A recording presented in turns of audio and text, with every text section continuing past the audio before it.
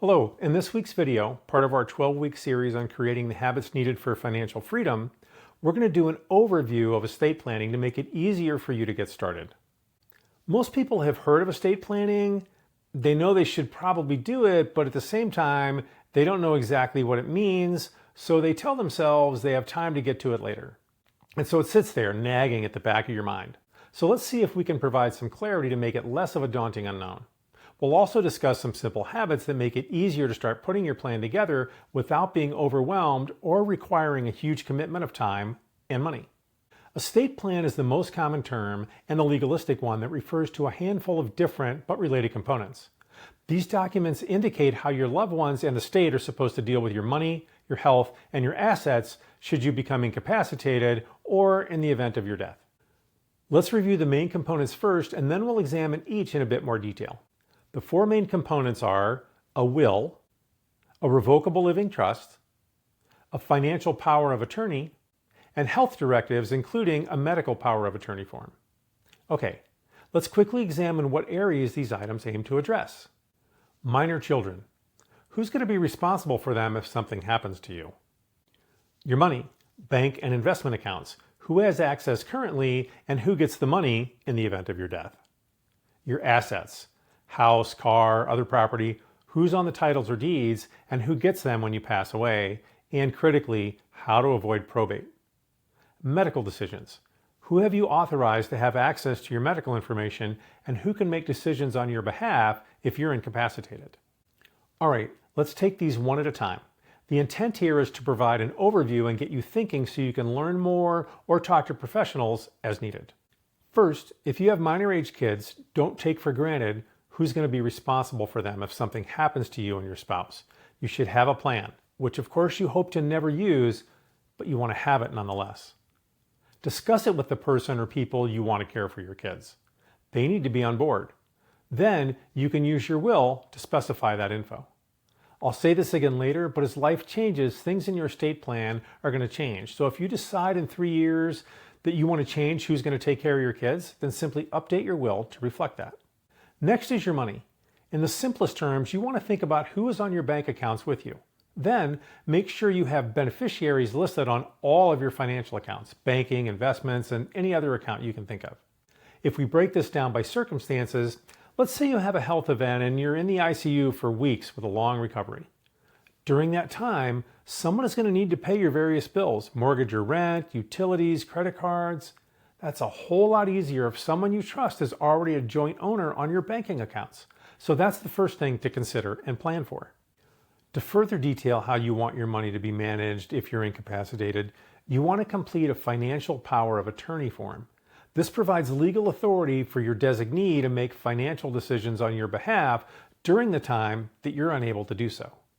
Next, what happens if you die? Well, if your spouse, for example, is already on the bank accounts, they can access that money and manage it accordingly. It's pretty straightforward. Following that, if they're the listed beneficiary on all your financial accounts, then the money goes directly to them and avoids probate. For example, if you pass away unexpectedly and you have your spouse listed as the beneficiary on your 401k, the money goes straight to them. Okay, what about your property? Real estate, automobiles, tools, recreational equipment, jewelry, and so on. This gets a bit trickier. A lot of people think you can take care of all this in your will. Well, you can, but it still has to go through probate in your state, and then it can be challenged. That process can take a minimum of 3 months to well over a year, and that's not even including any potential challenges. So it's not the best way to handle your property. That's what the revocable living trust is for. It's a legal document where you can spell out in precise detail what happens with your property. And that includes amounts or specific items to certain individuals, down to what age they must be when they get the assets, and in some cases, even how they can use them. For example, you might specify that your granddaughter gets $50,000 for education expenses, but she doesn't just get it as a lump sum. You can be as detailed and creative as you want. Plus, you can update the trust as often as needed as you go through life, so there's a lot of flexibility there. And there's no probate. The trust spells out exactly what happens with your assets, and that's that. Obviously, there's a lot more to know about this process, which we're not going to get into here. You have options ranging from paying an attorney to set the whole thing up, or using online services, or a do-it-yourself approach. However you decide to approach it is up to you, but please do your due diligence. Finally, health directives. You can fill out an advanced health directive form and specify all sorts of details. In that form or on a separate one, you'll want to specify who's your medical power of attorney. That's the person that can make your medical decisions on your behalf, only if you're unable. And that can be either for a short term or longer if needed. And the more you have written down in your health directive, the easier it's going to make it for that person to make decisions if they do find themselves acting on your behalf. It's a stressful time for everyone in the case of a major medical event, so the more you have planned out and the better they understand your thinking and wants, the better it's going to be for everyone during that difficult time. A few additional notes on healthcare. I strongly recommend you think about and discuss with your medical power of attorney who you want notified and able to get medical information should something happen and you find yourself hanging on by a thread in the ICU. Some people might want everyone they know to be aware and in the know. Others are going to be much more private, and they're not only going to want a small and intimate group knowing anything at all until they're out of critical condition. So think about it, discuss it with your power of attorney, and then write it down in your health directives. Another important consideration, if you have kids that are over 18, consider having them get a basic form in place that lists you as authorized to get medical information. It's easy to overlook, but imagine your recent high school graduate is off at college, they need medical care, and suddenly the doctors won't talk to you because you aren't listed anywhere as authorized to know. It's not for certain the medical folks will take this strict approach, but neither is it certain that they won't, and you don't want to have to find out the hard way. So if you have kids getting ready to leave the nest, make sure they authorize you to have access to their medical info and to act on their behalf if necessary.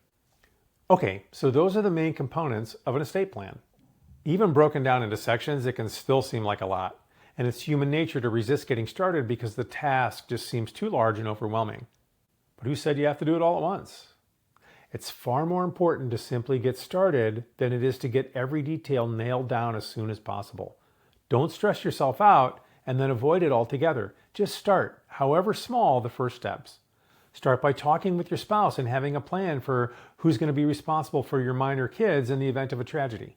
Then talk to those people and get that into a will. At the same time, start looking at either your financial accounts or your healthcare preferences.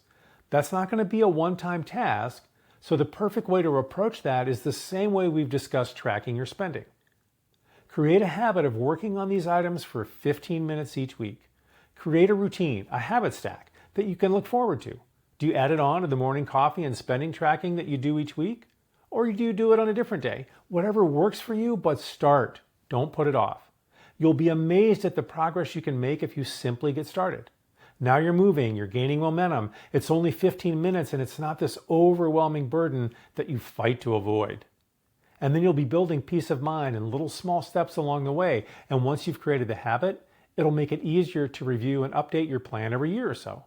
Something Cameron Zabko likes to call the estate planning fire drill. And speaking of Cameron, as we wrap up, there are 2 recommendations that I want to make. First, if you want to know more about estate planning and would like a guide to follow, I highly recommend the book and workbook combination called Where's the Key to the Safe by Cameron Zabko and Pam Baker. It's very practical, and they also have that corresponding workbook to help you get going. You can learn more at lastinglegacyconsulting.com. Another recommendation for a wide range of conversations on the topic, I suggest the Legacy of Love podcast with Sarah Eckline. She's a fiduciary who helps people manage their estate plans, and her podcast focuses on making the process easier to grasp. You can find Sarah's pod wherever you get your podcasts, and also visit her website at trustandhonor.co. Okay, that's it for this week. Thanks for watching. Please like, subscribe, and share with other parents that want to raise money smart kids. See you next week.